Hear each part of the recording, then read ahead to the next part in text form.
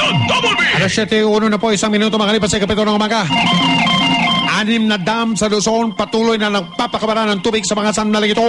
Anong gatos? Pasok! Patuloy na nagpapakawala pa rin ng tubig ang 6 na dam sa Luzon bilang paghahanda sa ulan na pwedeng magpataas sa level ng tubig na mga ito na dala ng bagyong Helen.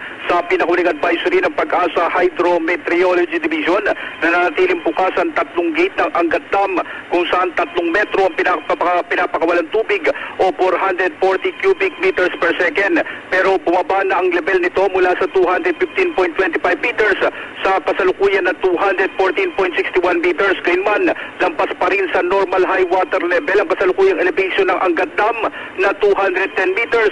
Bukas din ang 3 gate ng Ipo Dam kung saan 3.3 meters o 479 cubic meters per second ang pinapakawalan tubig. Bahagyan na rin bumaba ang level ng tubig ng Ipo Dam mula sa 100.56 meters sa 100.28 meters.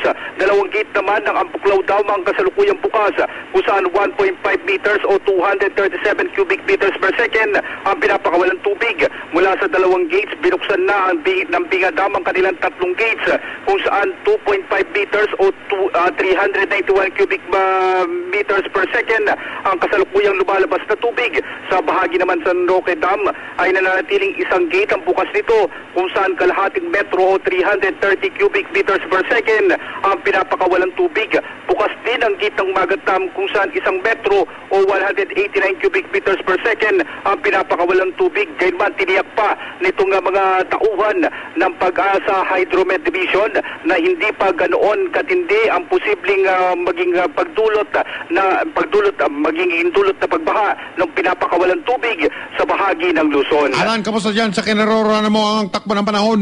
Sa mga oras na to, Mike, ay tumigil na yung pag-ambon kanina na naranasan dito sa bahagi ng Pag-asa, pero napakakapal pa rin ng maitim na ulap sa kalangitan. Yung kapusoan ng gadgets ng GMA Super Radio, DCWB.